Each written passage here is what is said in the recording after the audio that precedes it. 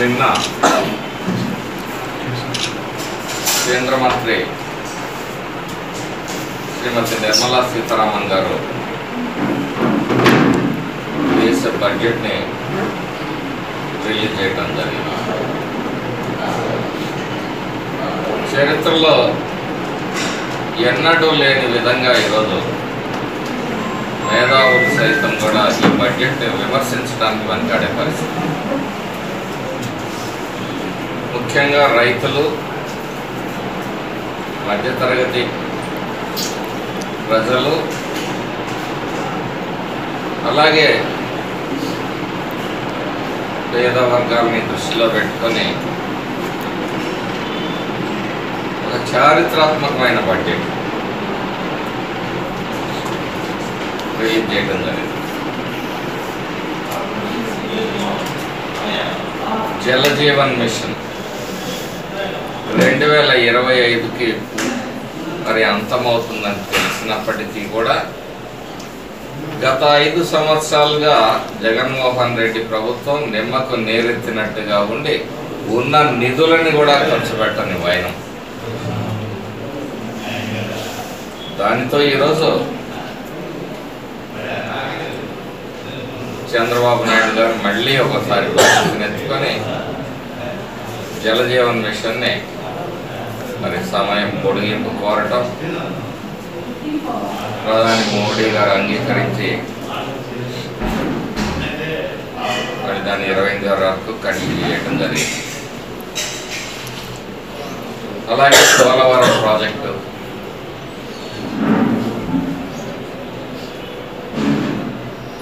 మరి అలాగే విశాఖ ఉక్కు మరి ఆంధ్రలో తక్కువ అని చెప్పి ఆ రోజు పోరాటం చేసి ప్రాణాలు కోల్పోయి ఫ్యాక్టరీని సాధించుకుంటే జగన్మోహన్ రెడ్డి గారి హయాంలో చిక్కురు మనకుండా ప్రతిపాదనలను వ్యతిరేకించకుండా ప్రజలను మభ్యపెట్టే కార్యక్రమం చేశారు. ఈరోజు ఎన్డీఏ కూటమి తిరిగి విశాఖ ఉక్కుని నిలబెట్టడమే కాకుండా దానికోసం ప్రత్యేక నిధులు కూడా తీసుకురావటం అనేది ఇక్కడ గమనించాల్సిన విషయం.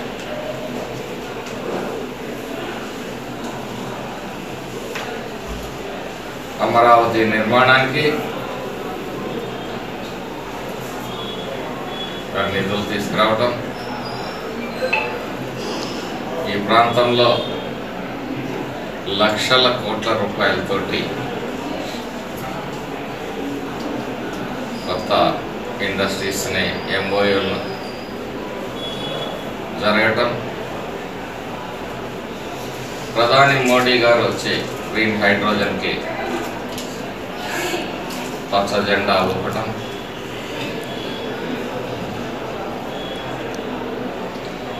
ఇలా అనేక రంగాల్లో సంక్షోభంలో ఉన్న ఈ రాష్ట్రాన్ని ఎదుర్కొని మళ్ళీ ముందుకు సంక్షోభం నుంచి బయట గట్టెక్కించే ప్రయత్నం ఎన్డీఏ కూటమి చేస్తూ ఉంటే అర్థం లేని ఆరోపణలు చేస్తూ 9 సార్లు విద్యుత్ ఛార్జీలు పెంచి సిగ్గు లేకుండా విద్యుత్ ఛార్జీలకి నిరసనగా అని చెప్పి రోడ్డెక్కారు. మరొక్కసారి రైతాంగం సమస్యల గురించి రోడ్డెక్కారు. మేము అనేక వేదికల మీద ప్రశ్నిస్తూ వస్తున్నాం, జగన్మోహన్ రెడ్డి గారు నీ 5 ఏళ్ల పరిపాలనలో ఎకరానికి కొత్తగా నీళ్ళు ఇచ్చావా?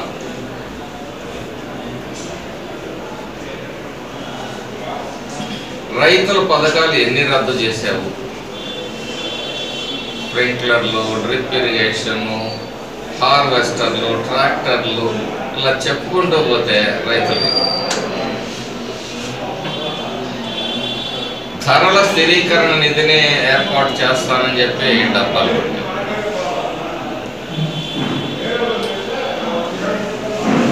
మరి అలాగే ప్రకృతి వైపరీత్యాల నిధిని ఏర్పాటు చేస్తానన్నావు. ఏ ఒక్కటి నువ్వు చేసినాడు, లక్షల కోట్లు అప్పు అయితే చేసావు, కానీ ఏ ఒక్కటి రాష్ట్ర రైతాంగం కోసం నువ్వు చేసిందేమీ లేదు. నిన్న చూసాం మనం దైదమేజర్ పరిస్థితి. బొగ్గవాగు డ్యామ్కి డబ్బా గ్రీజు పెట్టలేకపోయారు 5 ఏళ్లలో. ఈరోజు రైతాంగం గురించి డబ్బాలు కొట్టుకుంటున్నారు. అసలు మీకు సిగ్గని బీయటం లేదా? అంత కష్టాలు పడి కింద రైతాంగాన్ని ఇబ్బంది పెట్టి చివరికి నిన్న దాన్ని రెక్టిఫై చేసి తాత్కాలికంగా మరి రైతులకి 250 ఫుల్ డిశ్చార్జ్ వదలటం జరిగింది దైదమేజర్ నుంచి.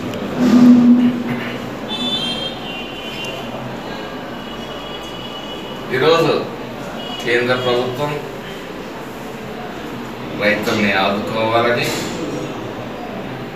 కందులతో పాటు మరి చాలా ధాన్యాలకు కూడా మరి గిట్టుబాటు ధరను కల్పించడం జరిగింది.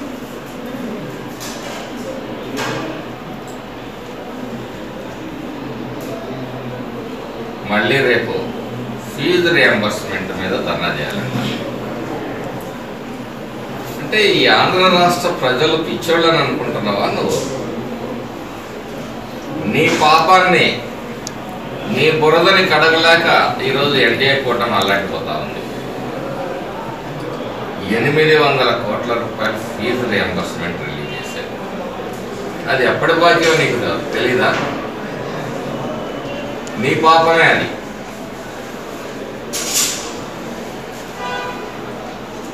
మరి అలాగే గుంతల పడ్ల రోడ్లని మరి బాగు చేశారు. 800 చిల్లర కోట్ల. మున్సిపల్ సిబ్బంది, పంచాయతీ స్వీపర్స్ కూడా నువ్వు జీతాలు ఇవ్వకుండా అట్టు పెట్టావు. కరోనా కాలం నుంచి ఈ రోజు వరకు కూడా ఇంకా బకాయిలుంటే ఆ బాధ్యతను కూడా కూటమి ప్రభుత్వం తీసుకోవాలి. ఇక ఆరోగ్యశ్రీ గురించి మాట్లాడతావు. ఆరోగ్యశ్రీ పాపం ఎవరిది? నువ్వు దిగిపోయే రోజుకి బకాయిలను క్లియర్ చేసావా?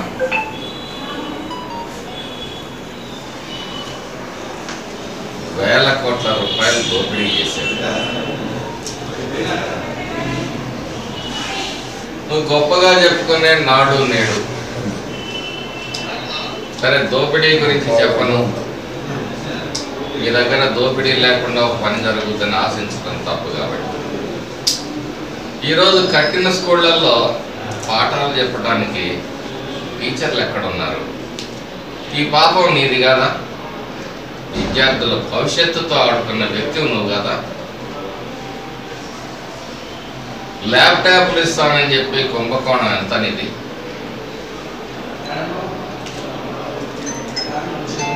ఇన్ని రకాలుగా ఈ రాష్ట్రంలోనే ప్రజలందరినీ కూడా మభ్యపెట్టి దోపిడీలు చేసి ఈరోజు రోడ్లెక్కుదాం అంటారు.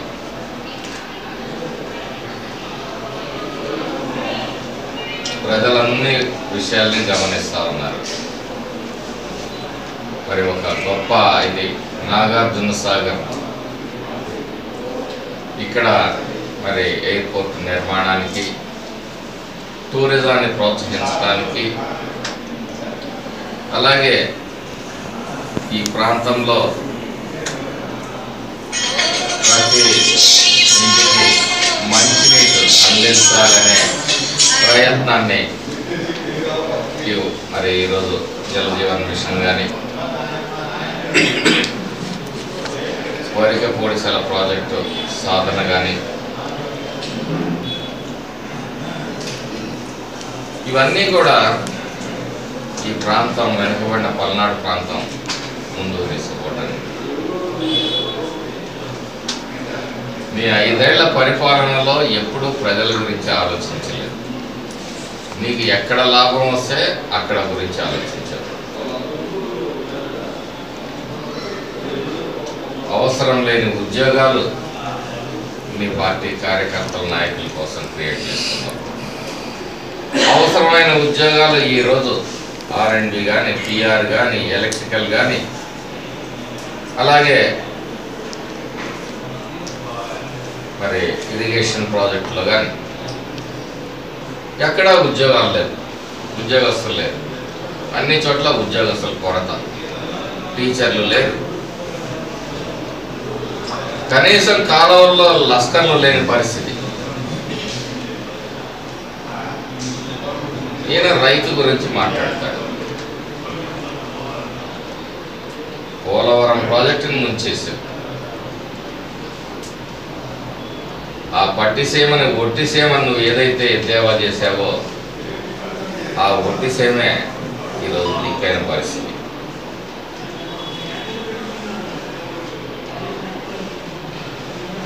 పదే పదే అసత్యాలను వల్లించి ప్రజలను మభ్యపట్టాలనుకుంటున్నావు. మేము గతంలో చెప్పాం, సూటిగా ఇప్పుడు కూడా చెప్తా ఉన్నాం. అసెంబ్లీ సాక్షిగా, అసెంబ్లీ వేదికగా చర్చిద్దాం రండి. మీ పాపం ఎంతో మా పాపం ఎంతో తీర్చుకుందాం ప్రజల సమక్షంలో.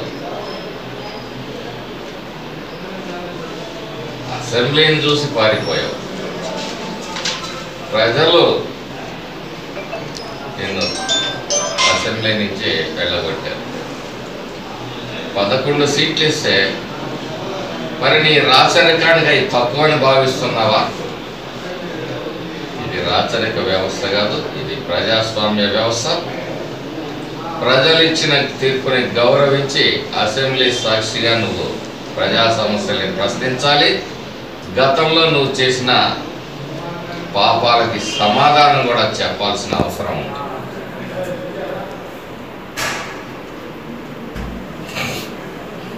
ఒక్క రంగాన్ని ఈ రాష్ట్రంలో 5 సంవత్సరాల్లో నువ్వు ముందు తీసుకెళ్ళావని చెప్పి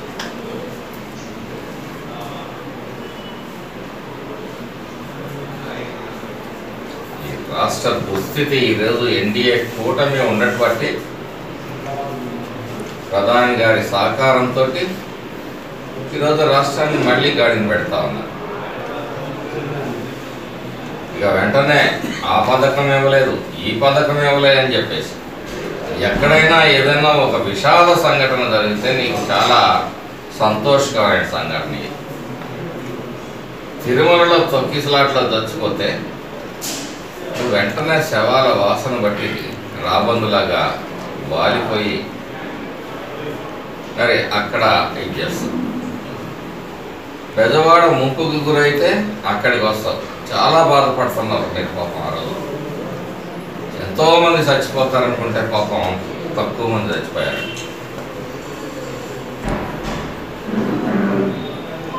డెబ్బై 5 ఏళ్ల వయసులో మా నాయకుడు చంద్రబాబు నాయుడు గారు ఎమ్మెల్యేలని, మంత్రుల్ని, IAS ఆఫీసర్ని డివిజన్కి వేసి ఇక్కడ ప్రజల్ని ఆదుకున్న తీరు మరి విజయవాడ ప్రజలు కాదు, ఈ రాష్ట్ర ప్రజలు ఎప్పటికీ మర్చిపోతారు. పరిపాలన అంటే ప్రజల తరఫున నిలబడటం, ప్రజల కోసం మరి కష్టపడటం. 5 సంవత్సరాలు తాడేపల్లి ప్యాలెస్ నుంచి బయటికి రాని వ్యక్తివి నువ్వు. ప్రజాస్వామ్యం గురించి, విలువల గురించి, హామీల గురించి నువ్వు మాట్లాడుతావు. గౌరవ ప్రధానమంత్రి నరేంద్ర మోడీ గారి నేతృత్వంలో, అలాగే ఉప ముఖ్యమంత్రి గారు పవన్ కళ్యాణ్ గారి సహకారంతో ఈ రాష్ట్రంలో చంద్రబాబు నాయుడు గారి పరిపాలన ఒక సజావుగా మళ్ళీ గాడి తప్పిన వ్యవస్థల్ని పట్టాలెక్కిస్తూ పురోగమనం నుంచి మళ్ళీ తిరోగమనం వైపు మొదలుపెట్టే ప్రయత్నాలు జరుగుతూ ఉంటే ఎంతసేపు ఈ రాష్ట్రంలో ఏదో ఒక విధ్వంసం జరగాలి, ఏదో ఒక పిలుపు ఇచ్చేసి జనాల్ని పోగు చేసి అక్కడ ఏదో ఒక ఇన్సిడెంట్ క్రియేట్ చేయాలి, ఇది నీ ఆలోచన. నువ్వు నిరసనకు పిలిపిస్తే అది వచ్చే జనం కూడా లేని పరిస్థితి. ఎందుకంటే చూశారు, 4 సంవత్సరాలు నువ్వు 1000 రూపాయలు పెన్షన్ పెంచలేకపోతే అవ్వాతాతలని అడ్డం పెట్టుకుని శవాల్ని ఊరేగిస్తే అదే అవ్వాతాతలకు న్యాయం చేసిన పార్టీ తెలుగుదేశం పార్టీ. ఈ అవ్వాతాతలకు పెన్షన్ని మొదటి నుంచి ప్రవేశపెట్టిన పార్టీ తెలుగుదేశం పార్టీ. దశలుగా మరి పెంచుకుంటూ వచ్చిన పార్టీ తెలుగుదేశం పార్టీ. వీళ్ళ గురించి నువ్వెప్పుడన్నా ఆలోచించావా? 4 సంవత్సరాలు 5 సంవత్సరాలు ఎందుకు పట్టింది 1000 రూపాయలు పెంచడానికి? అంత అవ్వాతాతల మీద ప్రేమ ఉంటే.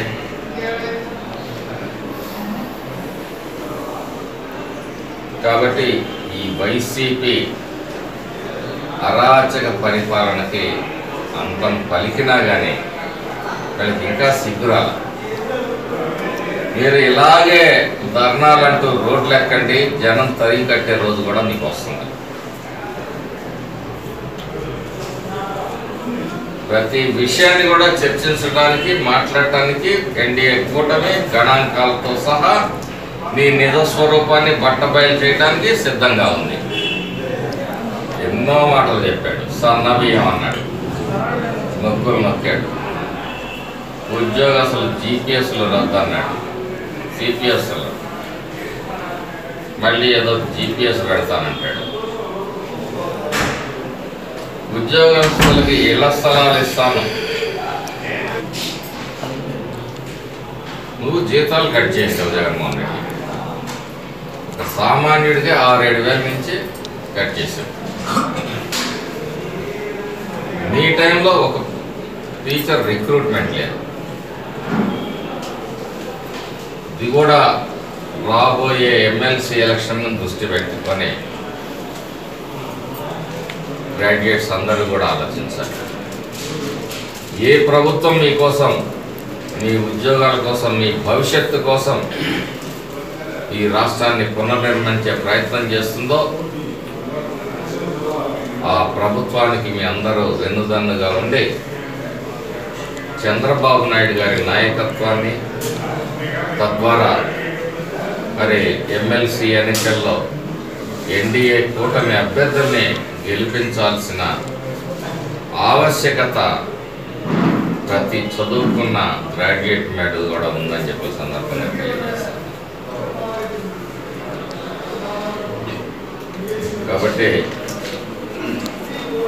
ఈరోజు మరి కానుగమాత తిరునాళ్ళ రెంటచింతల్లో చాలా ప్రశాంతంగా ఎంతోమంది దైవ ప్రార్థనలు దర్శనం చేసుకోవటం, చాలా కాలం తర్వాత ఇక్కడ ఒక మంచి వాతావరణంలో ఈ కార్యక్రమాలన్నీ జరిపించిన రెంటచింతల గ్రామ పెద్దలకు, ఈ మండలంలో ఉన్న నాయకులకి అందరికీ కూడా పేరు పేరున కృతజ్ఞతలు తెలియజేస్తూ, ఇక్కడ శాసనసభ్యుడిగా ఈ ప్రాంత అభివృద్ధికి కట్టుబడి ఉన్నామని, రాబోయే రోజుల్లో ఈ ప్రాంతంలో మెరుగైన మరి రోడ్లు, సౌకర్యాలు, మంచినీరు ఇవన్నీ కూడా ఏర్పాటు చేస్తామని, మీ అందరూ కూడా అభివృద్ధికి ఎప్పుడుగా బాసటగా నిలవాలని ఆకాంక్షిస్తూ ముగిస్తున్నాను.